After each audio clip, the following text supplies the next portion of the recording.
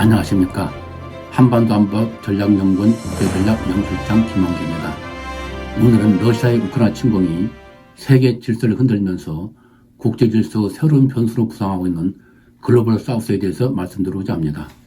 글로벌 사우스란 주로 북반구 저위도나 남반구에 위치한 아시아, 아프리카, 중동, 중남미 등의 개발도상국을 일컫는 용어로서 미국, 유럽, 일본, 호주 등 선진국들을 일컫는 글로벌 노스에 대비되는 개념으로 흔히 제3세계라고도 불리는 국가들로 그 수는 약 120여 개 국가에 이르고 있습니다. 이들 국가들은 냉전 종식 이후 미국 주도 일극체제라는 탈냉전 질서에서 미국의 노선을 따랐으나 중국의 부상으로 인한 미중 간 패권 경쟁의 심화, 기후변화, 코로나 팬데믹 등 선진국들이 빌미를 제공한 여러 사건의 경제적 국가의 고통을 겪으면서 자신들의 이익 보호와 독자적인 몫을 내기 시작하는 등 명확한 몸짓을 보이기 시작하였고, 특히 러시아의 우크라이나 침공은 이들의 변화를 더욱 촉진시켜 세계 질서의 동적 변화를 가져오고 있습니다. 이러한 글로벌 사우스의 변화는 유엔에서의 러시아 우크라이나 침공에 대한 결의안 표결에서 극적으로 나타났습니다. 러시아의 우크라이나 침공이 있은 직후인 2022년 3월 2일에 실시된 유엔의 러시아 침공 비난과 철군을 요구하는 결의안에 무려 35개국이 기권했고, 반대와 무효표까지 합치면 52개국이 러시아에 대한 비난을 거부했으며, 작년 11월 14일 러시아에게 우크라이나 침략에 대한 구제 배상을 요청해야 한다는 결의안에도 73개국이 기권했고, 반대와 무효표까지 합치면 무려 99개국이 러시아에 대한 구제 배상 요청을 반대했습니다.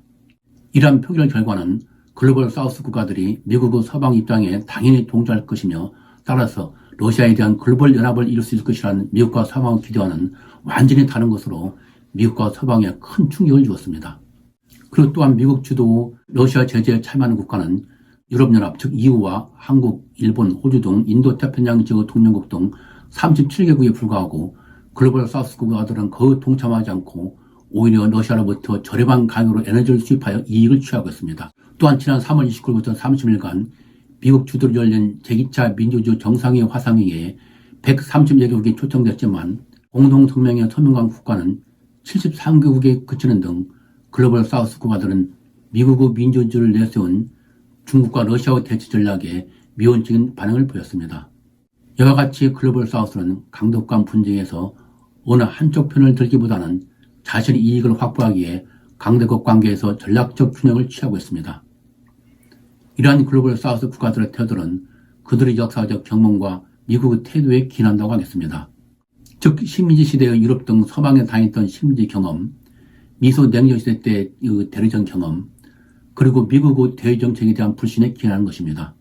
특히 이들은 미국의 패권을 유지한다는 생각에 바탕을 두고 대외 정책을 추진하고 있으며, 따라서 미국의 모델이 다른 나라가 따라야 할 모델이라는 도덕적 우월성을 갖고 글로벌 사우스 국가들을 동등한 파트너로 대우하는 것이 아니라 위기 때나 강대국 간 경쟁에서 미국의 이익을 성취하기 위해 사용하는 장기판을 졸로 여기고 있다고 인식하고 있습니다. 또한 이들은 미국이 국제제재에 이중 기준을 적용하고 있다고 생각하고 있습니다. 따라서 글로벌 사우스 국가들은 러시아의 우크라이나 침공을 미국의 베트남전이나 이라크 침공과 다를 바 없다고 생각하고 있으며, 중국과 러시아 억압을 미국 억압과 동일선상에서 바라보면서 인종편견이 광범위하게 퍼져 있는 미국이 다른 나라 인권 상황을 비난하는 것을 수용하지 못하고 있는 시점입니다. 게다가 2021년 10월 캐들린 타이 미 무역대 부부 대표가 글로벌 사우스 국가들을 좀 더 배려하는 방향으로 세계무역기구 즉 WTO를 개혁해 나갈 방침을 밝히고, 작년 9월 22일 바이든 대통령이 유엔 총회 연설에서 글로벌 사우스 국가들의 입장을 보다 더 대변할 수 있도록 유엔 안보리를 개편해야 한다고 밝히는 등 글로벌 사우스 국가들의 우호적인 약속을 할 수 있는데 불구하고 이후 아무런 실질적인 조치를 취하지 않아 미국의 글로벌 사우스에 대한 약속은 립 서비스에 부하다고 생각하는 등 글로벌 사우스 국가들은 미국에 대한 불신이 심화되고 있습니다. 또한 글로벌 사우스 국가들은 미국의 현 국제정세를 민주주의와 전체주간 경쟁이라고 주장하면서 우크라이나 전을 민주주의를 지키기 위한 가치 전쟁으로 주장하고 있으나 2011년 8월 미국이 아프간인들의 안전과 인권을 무시한 채 일방적으로 철수함을 볼 때 가치보다는 미국의 이익을 위해 세계를 편을 갈라 진영 대결로 몰아가고 있다고 생각하고 있습니다.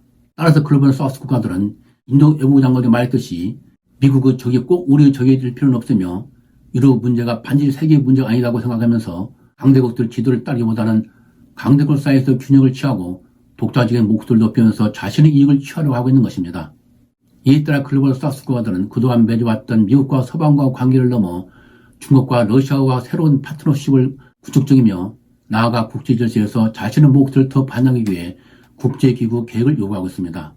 그 대표적 예를 보면 인도 모디 총리가 지난 1월 10일부터 13일간 125개 개국 정상들을 초청하여 화상으로 보이스 오브 글로벌 사우스 정상회의를 개최하여 글로벌 사우스가 세계의 미래에 가장 큰 지분을 갖고 있다고 지적하고 글로벌 사우스가 개발에서 배제되지 않고 불평등을 제거할 수 있도록 글로벌 정치, 금융, 거버넌스를 다시 설계하기 위해 손을 잡아야 한다고 주장하면서 글로벌 사우스 독자적인 목소리를 키워야 한다고 강조한 점, 그리고 남아공이 우크라이나전 1주년을 맞이하여 지난 2월 17일부터 27일간의 중국과 러시아와 함께 인도양에서 합동해양훈련을 실시하고 사우디가 미국은 만료에도 불구하고 작년 10월에 이어 지난 4월 2일 원유를 추가 감산하면서 3월 28일에는 중국과 러시아가 주도하는 상하이 협력기구의 대화 파트너로 참여할 것을 발표한 점 등, 그리고 또한 아랍에미리트가 3월 18일 중국에 액화 천연가스를 수출하면서 달러 대신 유한화로 결제한 뒤여